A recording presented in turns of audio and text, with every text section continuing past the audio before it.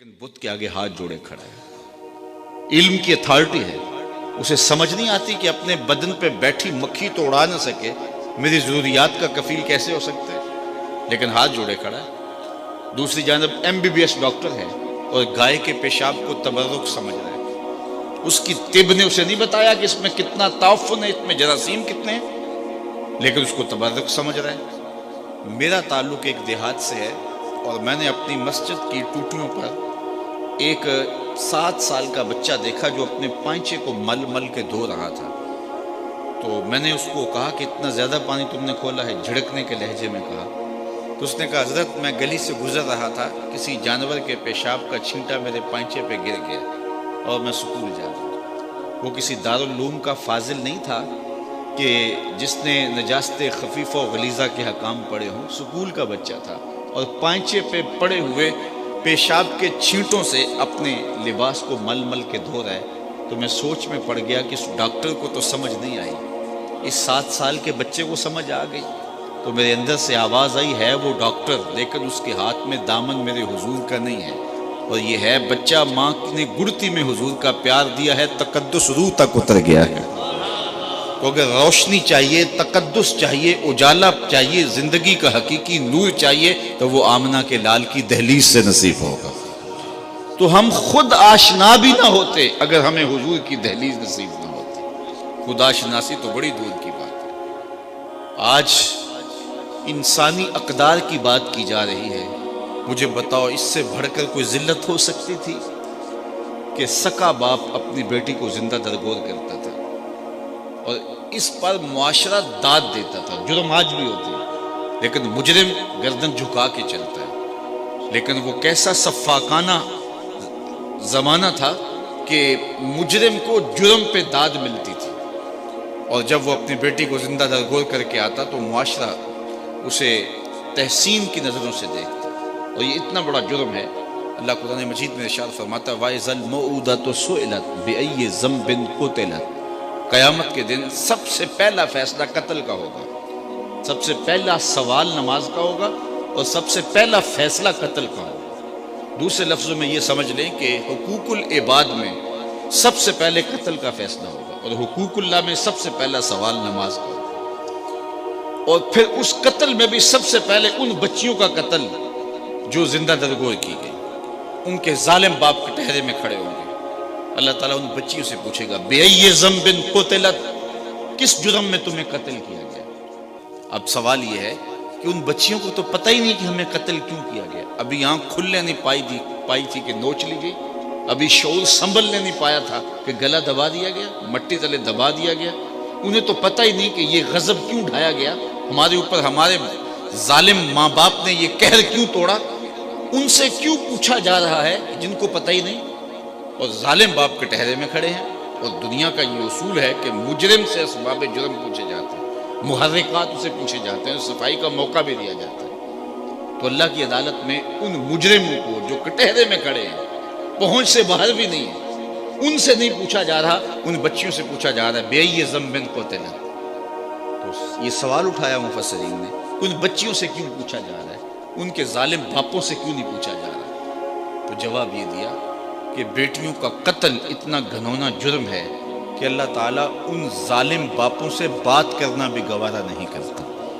वो इस काबिल भी नहीं है कि उनसे खिताब एताब भी किया जाए, इसलिए कहा उनको जा रहा है और झिड़का उनको जा रहा है। तो इतना बड़ा जुर्म जुटाई के साथ होता है, फख्र के साथ होता है, और मुआशरे में दाद मिलती है, और कोई इसके रास्ते में रुकावट डालने वाला नहीं है। ये मेरे हुजूर थे जिन्होंने आके कहा, बेटियों को कत्ल करने वालों सुन लो, मेरी बेटी फातिमा मेरे जिगर का टुकड़ा है। इसको सिर्फ हम कलमा मोहब्बत के मिजाज में लेते हैं, ज़रा इस पहलू पे भी गौर कीजिए। जब बेटियों को जिंदा दरगोर करके बाप फख्र करता है, उस ज़माने में ये कहना कि मेरी बेटी मेरे जिगर का टुकड़ा है, ये कितनी बड़ी बात थी। और फरमाया, जो 2 बहनें और 2 बेटियाँ अल्लाह की रज़ा के लिए तरबियत करके परवान चढ़ा के उनका निकाह कर दे, कल क़यामत के दिन वो मेरे साथ इस तरह होगा जिस तरह मेरी ये 2 उंगलियाँ हैं। एक शख्स खड़ा हुआ, हुजूर अगर किसी की 2 बेटियाँ ना हों तो एक ही बेटी हो, तो फरमाया उसको भी ये एजाज़ मिलेगा। تو کہاں بیٹیاں زندہ درگور کی جا رہی ہیں، اور کہا جس کی ایک بیٹی ہے وہ آرزو کر رہا ہے کاش کہ میری بھی 2 بیٹیاں ہوتی۔ یہ تھی تبدیلی، یہ تھا حضور کا لایا ہوا دین۔ میں وہاں گجرانوالہ مارکیٹ میں گزر رہا تھا تو میں ایک بوڑھے شخص کو دیکھا کہ اس نے اپنی کمر پہ بوریاں لادی تھیں اور چل رہا تھا۔ میری شناسائی تھی تو میں نے رک کے پوچھا کہ آپ اس بڑھاپے میں کام چھوڑ کیوں نہیں دیتے؟ تو اس کی آنکھوں میں نمی آ گئی اور ایسے اس نے انگلی اٹھائی اور آج تک وہ اس کا انداز مجھے بھولتا نہیں ہے۔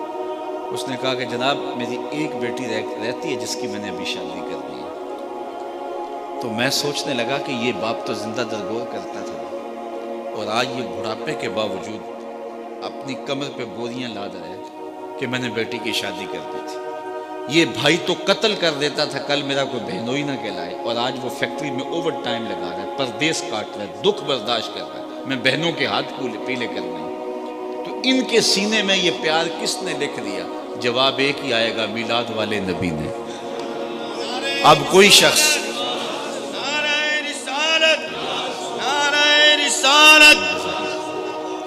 اب وہ بیٹی جس کو زندہ درگور کر کے باپ فخر کرتا تھا، اسی بیٹی کے لیے آج باپ اپنی جھکی ہوئی کمر پہ بوریاں لاد کے مزدوری کر رہا ہے۔ اس بیٹی کو عزت دی، اور جب بیٹی کو رخصت کرتا ہے تو باپ کی آنکھیں نمناک ہوتی ہیں۔ کوئی بندہ کہے اس بیٹی کو کہ تو حضور کا میلاد نہ منایا کر، میرے پاس یہ اتنے دلائل موجود ہیں، تو وہ کہے گی منہ ادھر کر، مجھے تو عزت ہی حضور نے دی ہے، مجھے تو وقار ہی حضور نے دیا ہے۔ مولانا ظفر علی خان بولے ہم جس میں بس رہے ہیں وہ دنیا تم ہی تو ہو، ہمارا تو سب کچھ ہے ہی حضور ہے، ایک تو ہی ہوتے ہیں میریاں آساں دا سہارا، دس کنوں کراں جے تینوں نہ کراں یاد۔ بہن کی آبرو نہیں تھی، حضور علیہ السلام حضرت شیمہ کے ساتھ جو پیار کی انوکھی داستان رقم کی، جب ان کے قبیلے کے لوگ پکڑے گئے اور وہ حاضر خدمت ہوئی اپنے لوگوں کو چھڑانے کے لیے، تو حضور استقبال کے لیے کھڑے ہو گئے، اور پھر حضور نے چند گھوڑے اور چند جوڑے دیے اور پوچھا کہ کدھر آئی ہو؟ تو انہوں نے کہا کہ اس مقصد کے لیے آئی ہوں۔ تو فرمایا تم نے ویسے پیغام بھیج دیا ہوتا۔ اللہ اکبر! تو یہ تھا حضور کا دیا ہوا دین۔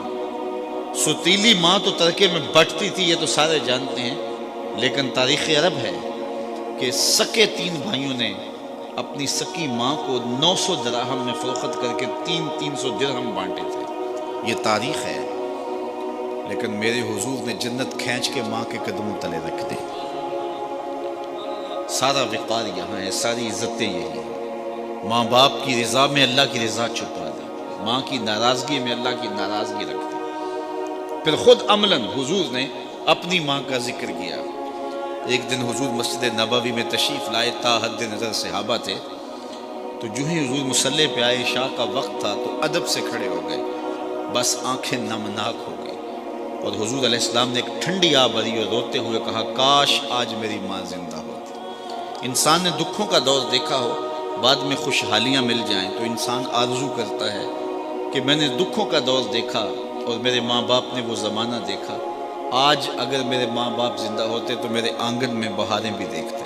تو وہ آرزو کرتا ہے، وہ تمنا کرتا ہے۔ تو حضور جب پیدا ہوئے تھے تو باپ کا سایہ سر پہ نہیں تھا، 6 سال کی عمر تھی، ابوا کی ریت کے ٹیلے تھے۔ سید آمنہ کو سخت بخار ہو گیا، ام ایمن کو بلا کے کہا میرے اس بیٹے کو بحفاظت امیر قریش عبد المطلب تک پہنچا دینا، مجھے لگتا ہے میرا بخار جان لیوا ثابت ہوگا۔ پھر حضور سے کچھ باتیں کرنا چاہی، لیکن ضبط کے بندھن ٹوٹ گئے، حضرت آمنہ کوئی باتیں نہ کر سکیں۔ جو چند باتیں کی ابن حشام نے سیرت النبویہ کے اندر لکھی ہے، کہا بیٹا ہر نئی چیز نے پرانا ہو جانا ہے، ہر باقی نے فنا ہو جانا ہے، میں بھی جا رہی ہوں، وذکرہ باق و ولد تو توہرا، لیکن میرا ذکر نہیں مٹے گا، اس لیے کہ تیرے جیسا ستھرا بیٹا چھوڑ کے جا رہی ہوں۔ جن ماؤں کے بیٹے اتنے اچھے ہوں ان ماؤں کا ذکر نہیں مٹا کرتے۔ یہ آخری لفظ تھے سید آمنہ کے کہ وصال ہو گیا۔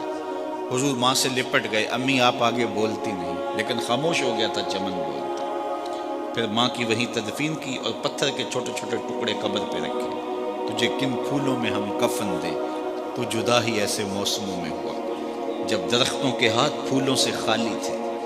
آج مدینے میں حضور کی ماں کا انتقال ہوتا، فرشتے جنت سے پھول لے کے آتے، کتنے صحابہ جنازے میں ہوتے، لیکن 6 سال کی عمر، خیر حضور مکے چلے گئے، پھر وقت گزرے، لیل و نہار کروٹیں بدلتے رہے، پھر طائف کے بازار بھی آئے، مکی کی گلیاں بھی آئیں، پھر آج حضور مدینے ہجرت کر کے آئے ہیں تو ادب کی آیتیں اتر گئی ہیں۔ خبردار میرے نبی کی آواز سے آواز بھی اونچی نہ ہو پائے۔ میرے نبی سے بات کرنی ہے تو پہلے گھر جاؤ، صدقہ لو، پھر فقیر ڈھونڈو، پھر خیرات کرو، پھر میرے نبی کی چوکھٹ پہ آؤ، تمہیں پتہ چلے کتنی اونچی بارگاہ میں آ رہے ہیں۔ حضور تشریف لائے، صحابہ ادب سے کھڑے ہو گئے، نظر پلٹ کے ابواب میں چلی گئی، کہا لو ادرکت والدی او احدہما، کاش آج میرے ماں باپ زندہ ہوتے یا کم از کم میری ماں زندہ ہوتی، وانا اصلی صلاۃ العشاء، اور میں لوگوں کو نماز عشاء پڑھا رہا ہوتا، وَأَقْرَأُ فِيهَا بِفَاتِحَةِ الْكِتَابِ، اور اس میں سورہ فاتحہ کی تلاوت چل رہی ہوتی، پھر میری ماں کو میرے ساتھ کوئی کام یاد آ جاتا، دروازے پر آتی، چلمن سرکاتی اور میٹھے اور مد بھرے لہجے میں مجھے بیٹا کہہ کے آواز دیتی۔ فرمائے لوگوں میں نماز چھوڑ کے پہلے ماں کی بات سن لیتا۔ کہاں ماں بکتی ہے، کہاں ماں کے قدموں تلے جنت بچھا دی۔ آج بیوی کے حقوق کی بات ہوتی ہے اور دنیا کہتی ہے کہ ہم نے خواتین کو حقوق دیے ہیں۔ میں کہتا ہوں کائنات میں اس کی کوئی دوسری مثال لا کے دکھاؤ۔ جب حضرت خدیجۃ الکبریٰ کا آخری وقت آیا، انہوں نے حضرت سیدہ فاطمہ سے کہا جاؤ اپنے باپ سے چادر رحمت مانگ کے لاؤ۔ وہ حاضر خدمت ہوئی تو حضور نے فرمایا کہ فاطمہ اپنی ماں سے پوچھو چادر کیا کرنی ہے، تو وہ پوچھنے آئی تو حضور بھی پیچھے آ گئے۔ تو سیدہ خدیجہ رضی اللہ تعالیٰ عنہ نے کہا حضور میرے بدن پر بخار کی جو حالت ہے مجھے لگتا ہے یہ بخار جان لیوا ثابت ہوگا، میں نے چادر اس لیے منگوائی ہے کہ اس چادر سے مجھے کفن دیا جائے۔ اندھیروں میں بیٹھ کے عقیدے نہ بنایا کرو، عقیدے وہی رکھا کرو جو نبی کے گھر والوں کے۔ سیدہ آمنہ کا عقیدہ یہ ہے کہ حضور کے بدن سے چھوئی ہوئی چادر کفن کے لیے مل جائے تو بخشش کی ضمانت ہے۔ تو کہا حضور میں چادر اس لیے مانگی، حضرت خدیجہ نے کہا اس لیے کہ اس چادر سے مجھے کفن دیا جائے۔ خیر حضور علیہ السلام کی آنکھوں میں آنسو آ گئے اور حضور نے جو جملے کہے، کائنات کی تاریخ میں ایسے جملے نہیں ملیں گے آپ۔ فرمایا خدیجہ تو نے چادر مانگی ہے، لو اردت جلدی لا آتیتک، اگر تو میری جلد بھی مانگتی وہ بھی اتار کے دے دیتا۔ کوئی لاؤ تو صحیح ایسی مثال۔ ام المومنین سیدہ عائشہ رضی اللہ تعالیٰ عنہ فرماتی ہیں میں حضور گھر تشریف لائے اور میں آب خورے میں پانی لے رہی تھی، حضور نے مجھے کہا عائشہ تھوڑا سا پانی میرے لیے بھی چھوڑ دو، میں نے چھوڑ دیا تو حضور نے میرے ہاتھ سے پیالہ لیا، پھر پینے سے پہلے رک گئے اور مجھ سے مخاطبہ کرتے ہوئے فرمایا عائشہ ذرا بتانا تم نے ہونٹ کہاں لگائے تھے، مجھے بتاؤ اگر شوہر کا رویہ بیوی کے ساتھ یہ ہوگا تو گھر جنت کا ٹکڑا نہیں بن جائے گا؟ تو کوئی لاؤ تو صحیح ایسی مثال۔ کسی زمانے میں ایک غیر مسلم نے اسلام قبول کیا تو اسے پوچھا گیا کہ اسلام کی کس قدر نے تجھے متاثر کیا، تو وہ بولا کہ سیرت کا صرف ایک واقعہ میری ہدایت کا سبب بن گیا۔ کیا ہوا؟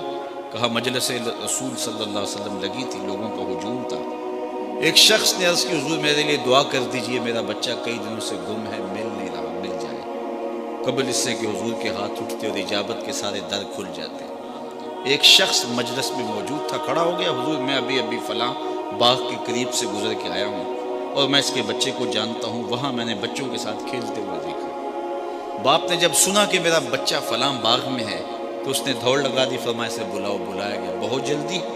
جی حضور آپ جانتے ہیں ایک باپ کے جذبات کیا ہوتے ہیں؟ کہا اچھی طرح آگاہ ہوں، لیکن تمہیں بلایا ہے تو بلانے کا بھی ایک مقصد تھا۔ جی حضور ارشاد فرمائیے۔ فرمایا جب باغ جاؤ بچوں کے ساتھ اپنے بچے کو کھیلتا ہوا دیکھ لو تو بیٹا بیٹا کہہ کے آوازیں نہ دینے لگ جانا، جو نام رکھا ہے اس نام سے پکار دو۔ عرض کی حضور میرا بیٹا ہے، اگر میں بیٹا کہہ کے پکاروں گا تو حرج بھی کیا ہے؟ فرمایا تم کئی دنوں سے بچھڑے ہو، تمہارے لہجے میں بلا کا رس ہوگا اور تم نہیں جانتے، ہو سکتا ہے کھیلنے والوں میں کوئی یتیم بھی کھیل لگا، اور جب تم اپنے بیٹے کو بیٹا کہہ کے پکارو گے، اتنا میٹھا لہجہ ہوگا تو اس کے دل پہ چوٹ لگے گی، کاش آج میرا باپ ہوتا تو مجھے بھی بیٹا کہہ کے پکار۔